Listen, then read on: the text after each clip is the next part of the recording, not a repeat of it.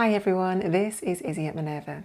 In today's pattern drafting series, we're going to look at how to adjust and adapt our bodice block for our top in order to make a really cute little top. The top is going to have bows on the shoulders and we're going to rotate the darts round down to the waist. It's a really nice little detail and really great just to see how ties can work into the top. So let's take a look at that now together. Start off by taking your bodice block and tracing over that using tracing paper. So then you've got two pieces of paper, one with your front and one with your back, which we will then use to adjust together and cut out and manipulate together. As always with the pattern drafting series, you will need your standard pattern drafting tools, which are listed next to me here. So let's get straight on into it and let's go to the overhead shot. So for the purpose of this video, I've got my block facing this way. This is just my front bodice, centre front is here, waist down here and side is over here. The reason why I've popped it down here is because we're going to be extending the block sort of up to here as we develop our pattern drafting. So slightly differently orientated compared to normal. Grab a sharp pen and to start off with, we're simply just going to be closing up this dart here. So find the centre of your dart at the waist. Mark that point on and then draw a line up to the apex so you found the centre of your waist dart. Next, draw in your two legs of your dart so that they join the apex to the waist. Next, we're going to remove the volume of the shoulder dart by cutting it out. Next, remove the volume from the waist dart, making sure to leave a pivot point at the apex. Remove the volume from the top dart and then just close it up, rotating at the apex. Okay, we're now going to draw in the bow at the top of the shoulder up here. To start off with, mark the centre point of your shoulder. Next, mark a point that is 1.5 centimetres to either side of your centre point of your shoulder.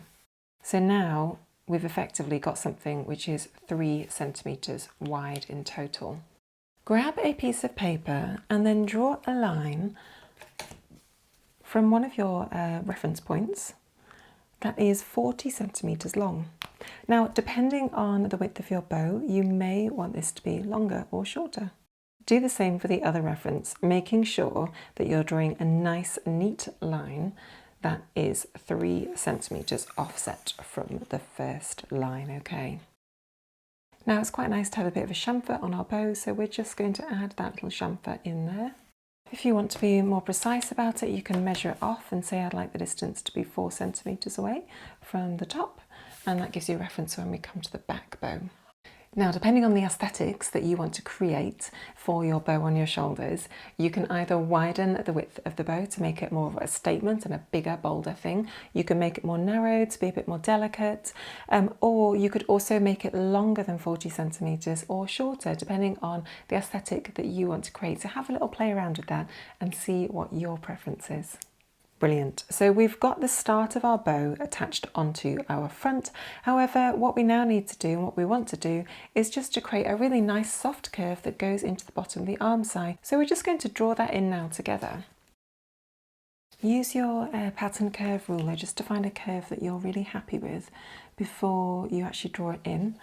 It may be that you just want to trace over it, get a few kind of reference points and dots and then just trace over it.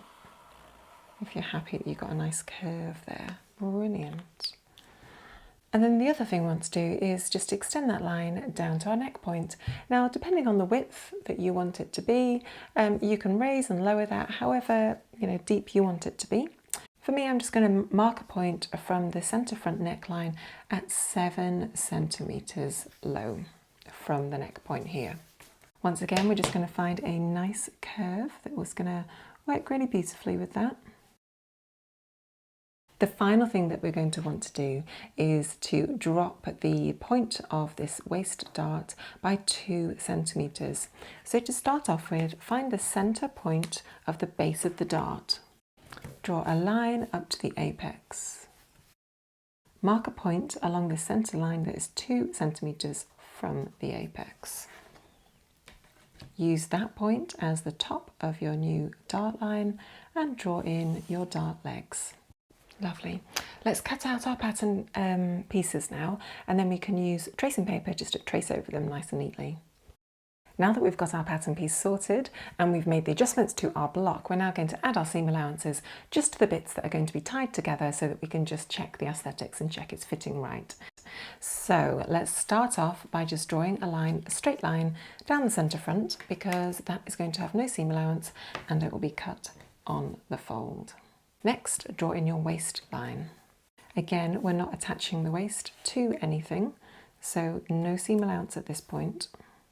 Draw in your dart. Don't forget to follow the point of the dart, which is 2 centimetres below the apex.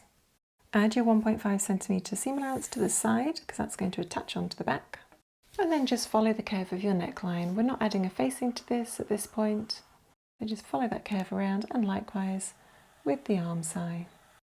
Now, if you're drafting this pattern out and not just out of calico, but you're doing it for your final version, you would want to add a facing to the whole of this bit and all the way down to here. And that would be because the tie is going to be seen front and back of the tie, so the right side and the wrong side. So you want it doubled over so the tie has got the right side on both sides. Annotate your pattern piece.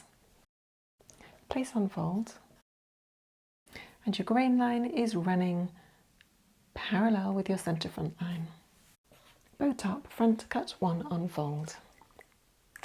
Excellent, so let's cut that pattern piece out and then we'll move on to the back pattern piece. Okay, so moving on to the back pattern piece, the first thing I'm going to do is just pop a little piece of paper underneath the block. So we've got space to draw our beautiful bow. The first thing we're going to draft here is the bow. Now we want to find the centre point of the shoulder. However, the shoulder at this point is a little bit, it's got a dart in the middle of it, which we actually don't really need. So the first thing that I want to do is just to remove that dart really simply. So I want you just to find the length of this section here. So for me that's 6.3. And I just want you just to very simply extend the line of the shoulder from here by whatever that distance is. So you've got a nice straight line now instead of having that dart. Find the centre point of your shoulder and then offset a point at 1.5 centimetres to either side. So this is the start of our bow, isn't it? As we did with the front, we're just going to draw a line that is parallel with our new shoulder line. And we want that line to be 40 centimetres long.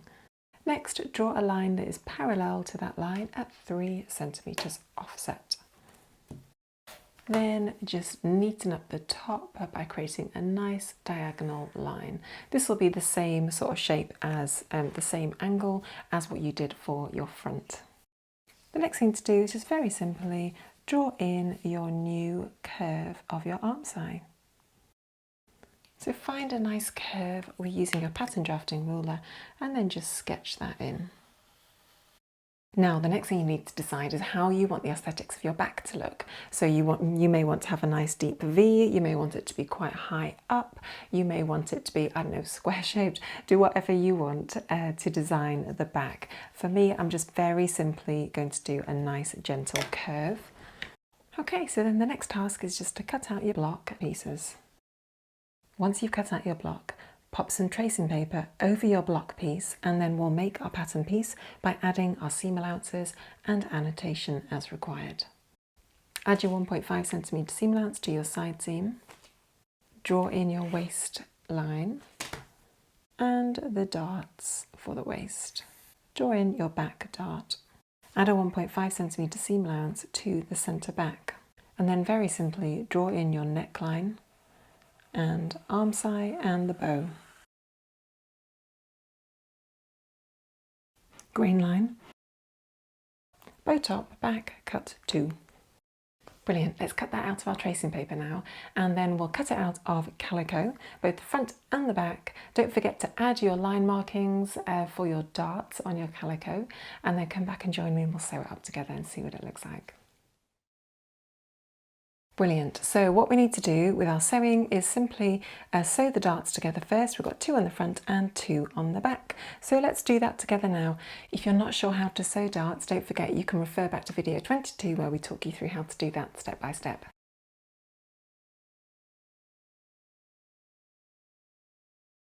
Once you've sewn your front darts, just press them towards the side. Next we'll move on to pinning the back darts and sewing them in place. Once you've sewn your 2 back darts, you can then press them towards the side. The only thing left to do now is to pin and sew the 2 side seams. So with the right sides together, pop the back on top of the front and just pin that in place along the side seam. Do that for both sides. And then just sew those in place using a 1.5 centimetre seam allowance. Lovely. Once you've sewn those, you can then just press those seam allowances open just to finish off the garment, and then let's go and try it on. So what do you think about this then, hey? I absolutely love the bows. I think they look brilliant. It's really interesting to see the kind of volume that they create here, and you could really see if the bows are wider, it would be more, have a bigger impact. And likewise, if the bows were longer, they'd sort of drape over your shoulders more. It's a really interesting technique to do, and I hope you've really enjoyed that.